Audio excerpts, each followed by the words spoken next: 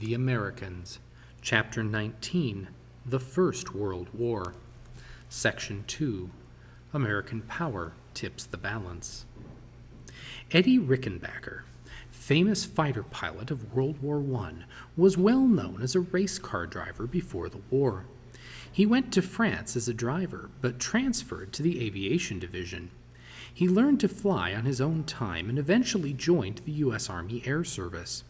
Rickenbacker repeatedly fought the dreaded Flying Circus, a German air squadron led by the Red Baron, Manfred von Richthofen. A personal voice, Eddie Rickenbacker. I put in 6 or 7 hours of flying time each day. My narrowest escape came at the time when I was fretting over a lack of action. Guns began barking behind me, and sizzling tracers zipped by my head. At least 2 planes were on my tail. They would expect me to dive. Instead, I twisted upward in a corkscrew path called a chandelle. I guessed right. As I went up, my 2 attackers came down, near enough for me to see their faces. I also saw the red noses on those Fokkers, German planes. I was up against the Flying Circus again. After engaging in 134 air battles and downing 26 enemy aircraft, Rickenbacker won fame as the Allied pilot with the most victories, American ace of aces. Part 1. America mobilizes. The United States was not prepared for war. Only 200,000 men were in service when the war was declared, and few officers had combat experience. Drastic measures were needed to build an army large enough and modern enough to make an impact in Europe. Raising an army. To meet the government's need for more fighting power, Congress passed the Selective Service Act in May 1917. The act required men to register with the government in order to be randomly selected for military service. By the end of 1918, 24 million men had registered under the act. Of this number, almost 3 million were called up. About 2 million troops reached Europe before the truce was signed, and 3/4 of them saw actual combat. Most of the inductees had not attended high school, and about 1 in 5 was foreign-born. About 400,000 African Americans served in the armed forces. More than half of them served in France. African American soldiers served in segregated units and were excluded from the Navy and Marines. Most African Americans were assigned to non-combat duties, although there were exceptions. The all-black 369th Infantry Regiment saw more continuous duty on the front lines than any other American regiment. 2 soldiers from the 369th, Henry Johnson and Needham Roberts, were the first Americans to receive France's highest military honor, the Cross de Guerre, the Cross of War. The 8-month training period took place partly in the United States and partly in Europe. During this time, the men put in 17-hour days on target practice, bayonet drill, kitchen duty, and cleaning up the grounds. Since real weapons were in short supply, soldiers often drilled with fake weapons, rocks instead of hand grenades, or wooden poles instead of rifles. Although women were not allowed to enlist, the Army reluctantly accepted women into the Army Corps of Nurses, but denied them any Army rank, pay, or benefits. Meanwhile, some 13,000 women accepted non-combat positions in the Navy and Marines, where they served as nurses, secretaries, and telephone operators with full military rank. Mass production. In addition to the vast army that had to be created and trained, the United States had to find a way to transport men, food, and equipment over thousands of miles of ocean. It was an immense task, made more difficult by German submarine activity, which by early 1917 had sunk twice as much ship tonnage as the Allies had built. In order to expand its fleet, the U.S. government took 4 crucial steps. First, the government exempted many shipyard workers from the draft and gave others a deferred classification, delaying their participation in the draft. Second, the U.S. Chamber of Commerce joined in a public relations campaign to emphasize the importance of shipyard work. They distributed service flags to families of shipyard workers, just like the flags given to families of soldiers and sailors. They also urged automobile owners to give shipyard employees rides to and from work, since streetcars were so crowded. Third, shipyards used prefabrication techniques. Instead of building an entire ship in the yard, standardized parts were built elsewhere and then assembled in the yard. This method reduced construction time substantially. As a result, on just one day, July 4, 1918, the United States launched 95 ships. Fourth, the government took over commercial and private ships and converted them for transatlantic war use. Part 2. America turns the tide. German U-boat attacks on merchant ships in the Atlantic were a serious threat to the Allied war effort. American Vice Admiral William S. Sims convinced the British to try the convoy system, in which a heavy guard of destroyers escorted merchant ships back and forth across the Atlantic in groups.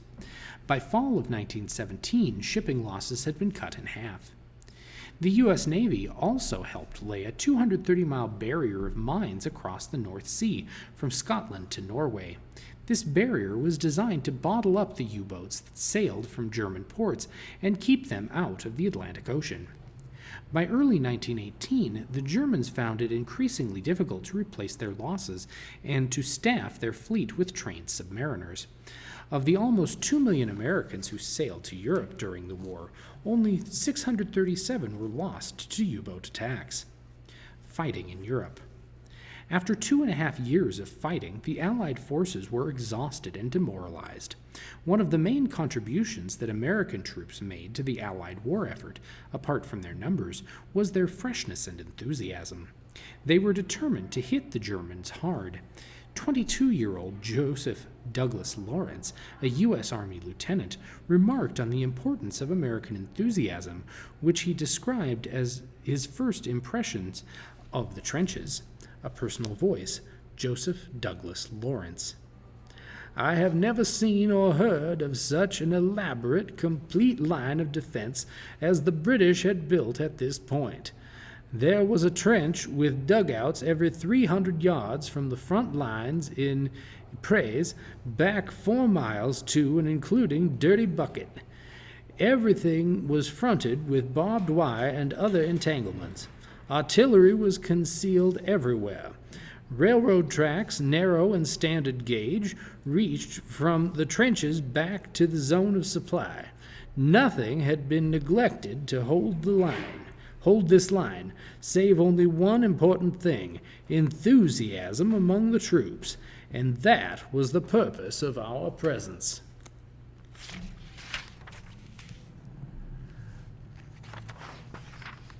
Part 3. Fighting over there. The American Expeditionary Force, or AEF, led by General John J. Pershing, included men from widely separated parts of the country. American infantrymen were nicknamed doughboys, possibly because of the white belts they wore, which they cleaned with pipe clay or dough. Most doughboys had never ventured far from the farms or small towns where they lived, and the sophisticated sights and sounds of Paris made a vivid impression. However, doughboys were also shocked by the unexpected horrors of the battlefield and astonished by the new weapons and tactics of modern warfare. New weapons. The battlefields of World War I saw the first large-scale use of weapons that would become standard in modern war. Although some of these weapons were new, others, like the machine gun, had been so refined that they changed the nature of warfare. The two most innovative weapons were the tank and the airplane. Together, they heralded mechanized warfare, or warfare that relies on machines powered by gasoline and diesel engines. Tanks ran on caterpillar treads that were built of steel so that the bullets bounced off. The British first used tanks during the 1916 Battle of the Somme, but not very effectively. By 1917, the British had learned how to drive large numbers of tanks through barbed wire defenses, clearing a path for the infantry. The early airplanes were so flimsy that at first both sides limited their use to scouting. After a while, the two sides used tanks to fire at enemy planes that were gathering information. Early dogfighting, or individual air combats, like the one described by Eddie Rickenbacker, resembled duels. Pilots sat in their open-air cockpits and shot at each other with pistols. Because it was hard to fly a plane and shoot a pistol at the same time, planes began carrying mounted machine guns, but the plane's propeller blades kept getting in the way of the bullets. Then the Germans introduced an interrupter gear that permitted the stream of bullets to avoid the whirring blades. Meanwhile, airplanes were built to travel faster and carry heavy bomb loads. By 1918, the British had built up a strategic bomber force of 22,000 planes with which to attack German weapons factories and army bases. Observation balloons were used extensively by both sides in the war in Europe. Balloons were so important strategically that they were often protected by aircraft flying close by, and they became prime targets for Rickenbacker and other ace pilots. Part 3. The war introduces new hazards. The new weapons and tactics of World War I led to horrific injuries and hazards. The fighting men were surrounded by filth, lice, rats, and polluted water that caused dysentery. They inhaled poison gas and smelled the stench of decaying bodies. They suffered from lack of sleep. Constant bombardments and other experiences often led to battle fatigue and shell shock, a term coined during World War I to describe a complete emotional collapse from which many never recovered. Physical problems included a disease called trench foot, caused by standing in cold, wet trenches for long periods of time without changing into dry socks or boots. First, the toes would turn red or blue, then they would become numb, and finally, they would start to rot. The only solution was to amputate the toes, and in some cases, the entire foot. A painful infection of the gums and throat, called trench mouth, was also common among the soldiers. Red Cross ambulances, often staffed by American volunteers, carried the wounded from the battlefield to the hospital. An American nurse named Florence Ballard recounted her experience in a hospital near the front in 1918. A personal voice, Florence Ballard. An army is only 12 miles away from us, and only the wounded that are too severely injured to live to be carried a little farther are brought here. Side by side I have Americans, English, Scotch, Irish, and French, and apart in the corners are Boche, Germans. They have to watch each other die side by side. I am sent for everywhere, in the operating room, the dressing room, and back again to the rows of men. The cannon goes day and night, and the shells are breaking over and around us. I have had to write many sad letters to American mothers. I wonder if it will ever end. In fact, the end was near, as German forces mounted a final offensive. Part 4. American troops go on the offensive. When Russia pulled out of the war in 1917, the Germans shifted their armies from the Eastern Front to the Western Front in France. By May, they were within 50 miles of Paris. The Americans arrived just in time to help stop the German advance at Cantigny in France. Several weeks later, U.S. troops played a major role in throwing back the German attacks at Château-Thierry and Ballot Wood. In July and August, they helped win the Second Battle of the Marne. The tide had turned against the Central Powers.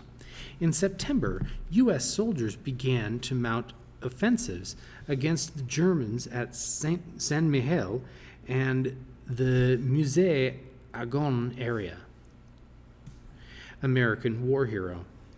During the fighting in the Musée Argonne area, one of America's greatest war heroes, Alvin York, became famous.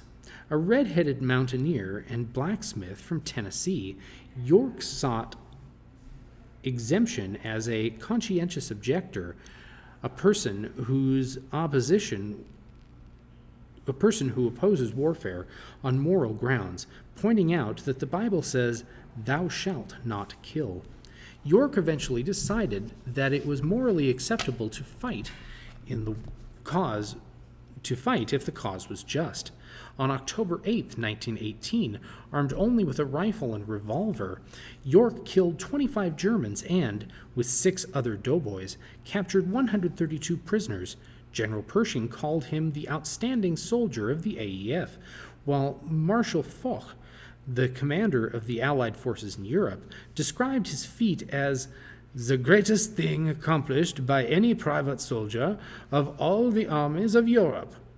For his heroic acts, York was promoted to sergeant and became a celebrity when he returned to the United States.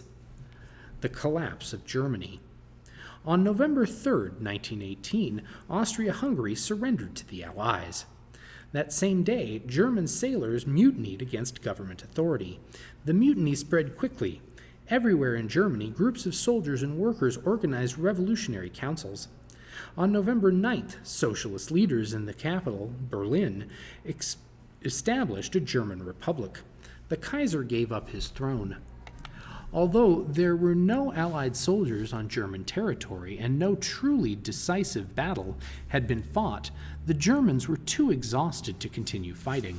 So, at the 11th hour on the 11th day in the 11th month of 1918, Germany agreed to a ceasefire and signed the armistice or truce that ended the war. The final toll. World War I was the bloodiest war in history up to that time. Deaths numbered about 22 million, more than half of them civilians. In addition, 20 million people were wounded, and 10 million more became refugees.